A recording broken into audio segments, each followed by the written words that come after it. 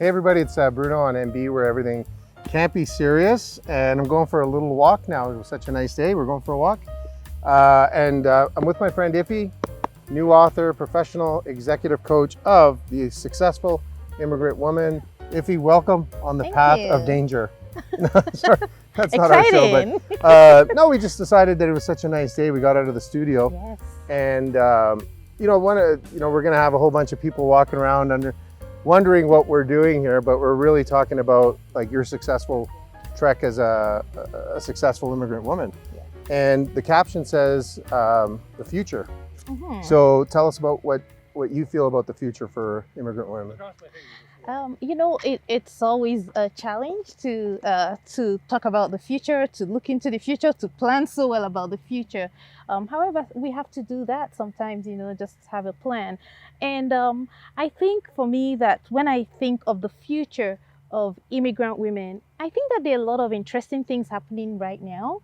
What we've experienced with the pandemic, which tells me that immigration is not only about, people that have to flee from danger or just looking for that better life, but there are work opportunities that make people immigrate, or they see, oh, I can actually live in this nice place and work wherever. And so that's what I'm thinking immigration is going to look like. And then when you think of women, right, who because of, social and economic status, and what the society expects women to look like.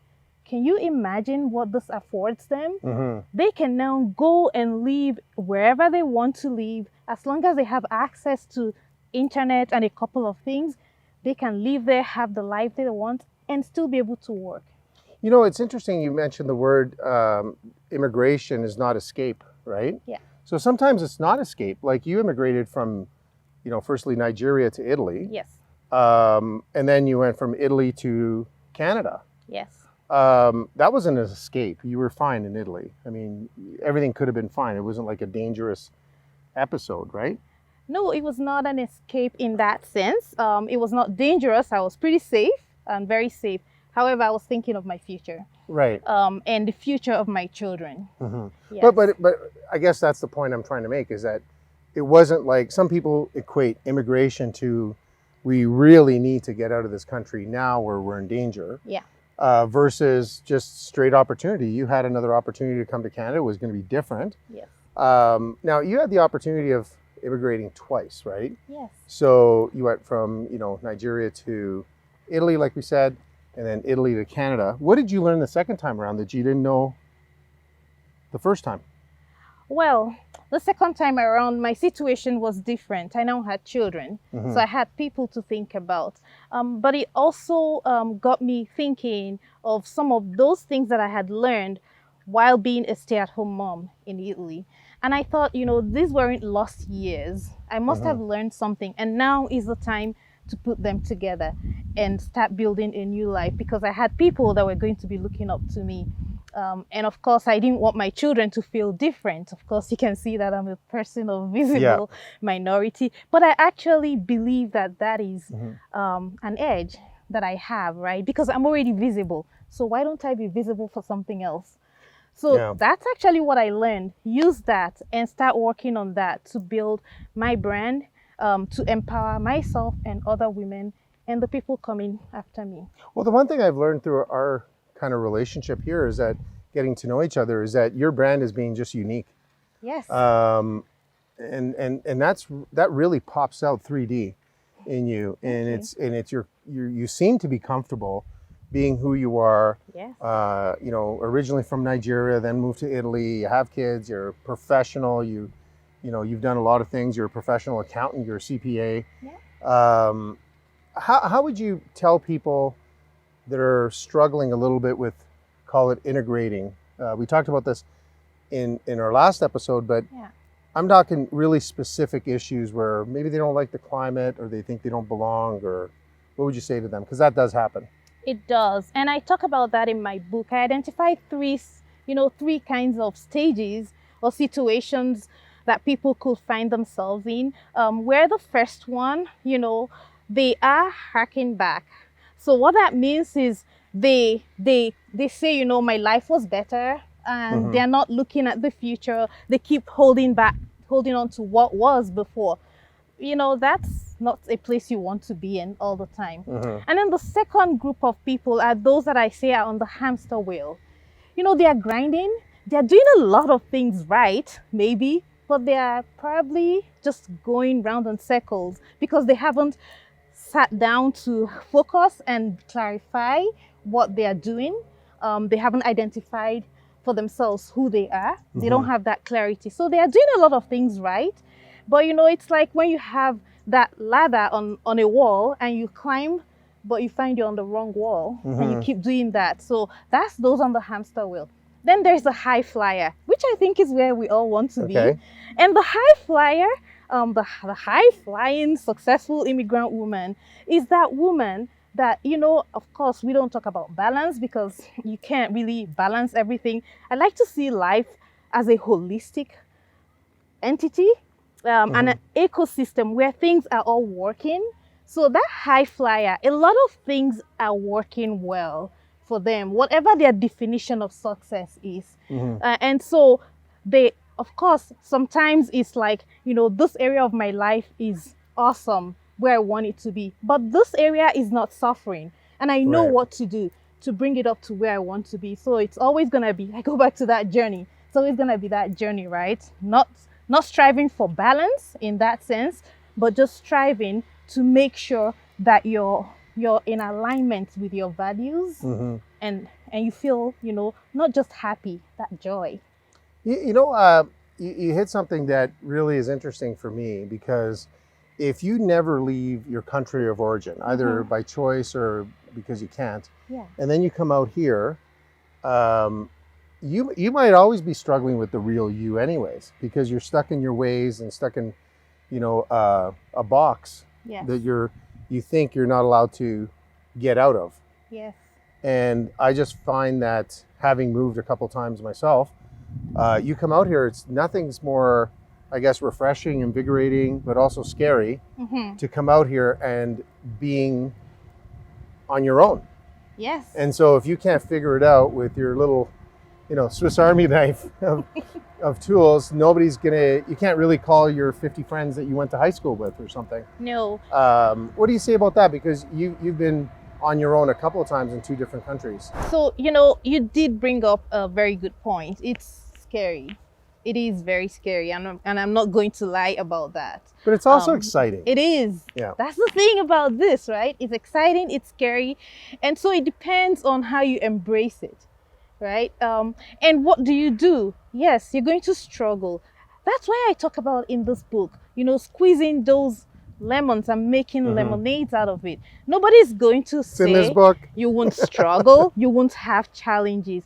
But hey, you're going to learn. Yeah. Because we only grow when we have those challenges. And ultimately, depending on how you look at it after the fact, of course, you're not going to remember this when you're struggling, right? But after the fact, when you think of it and look back at it and know what you've gained from it and you're able to use it over and over again, it's so much fun. And then you can help other people.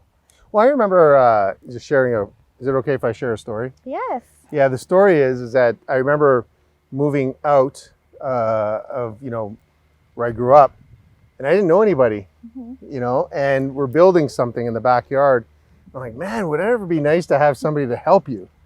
And then you went back home where 400 people have opinions. Like, boy, it'd be nice to go back and I just do it my way, Yeah. But it, I did point out the book here. We are going to give one away if you make a comment or not like me, because you can't not like IFEOMA.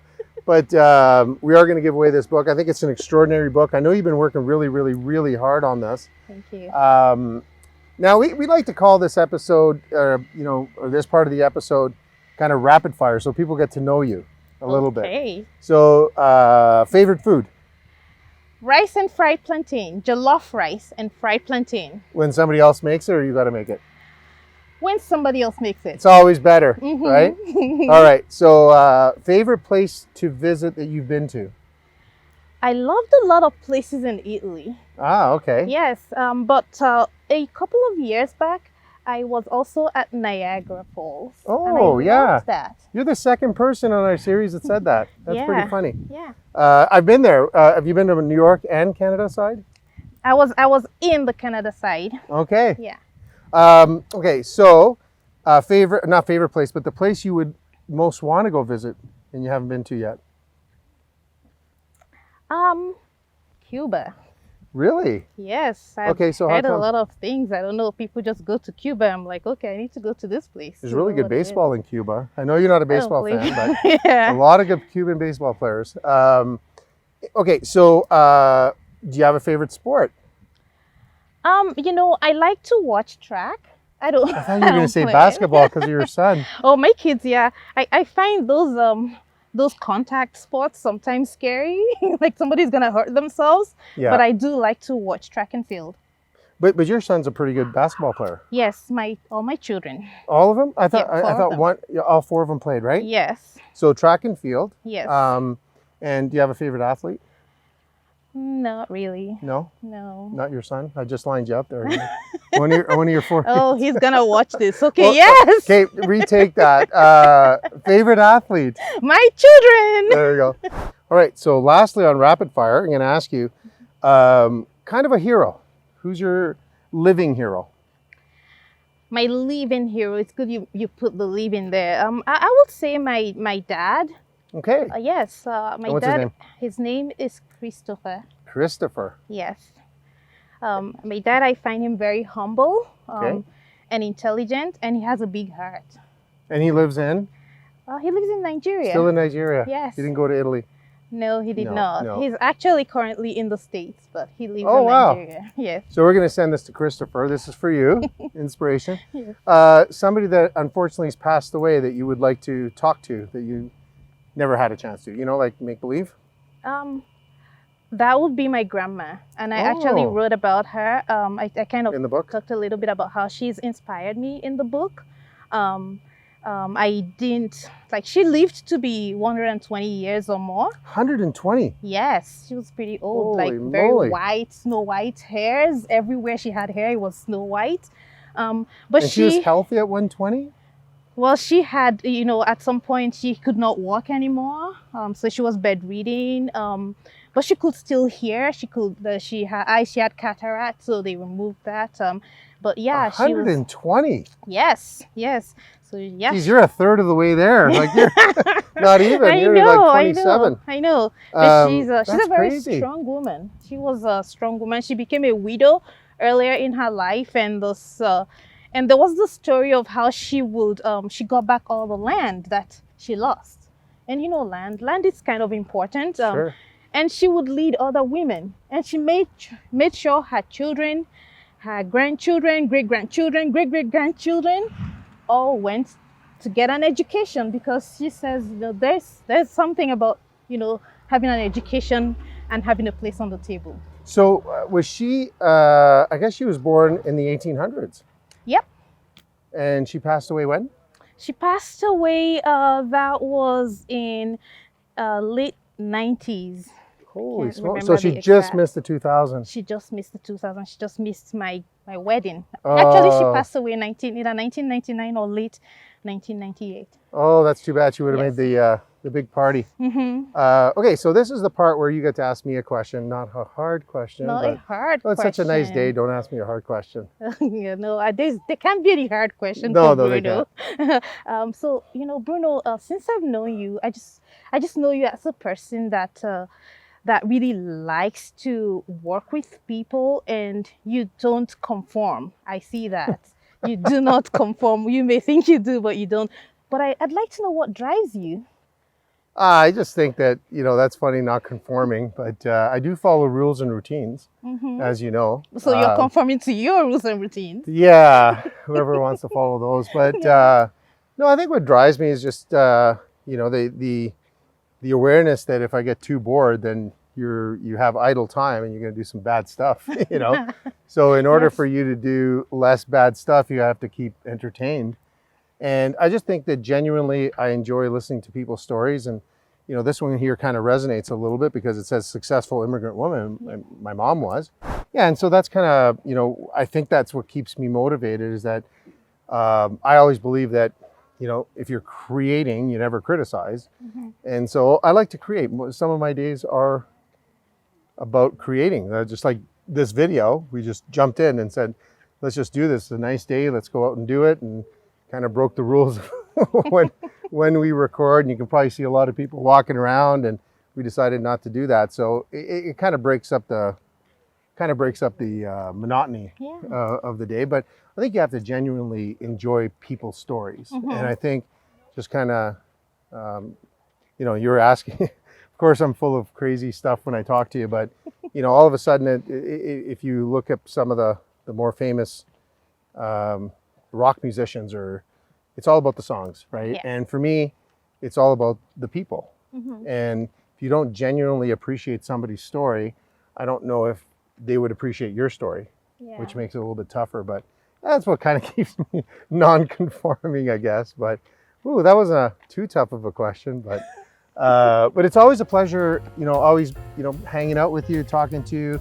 You're a remarkable success story in many ways. And I'm going to let you guys know that Iffy's book, The Successful Immigrant Woman, is on sale on Amazon and all that. But you can click under here, website. Jason.com.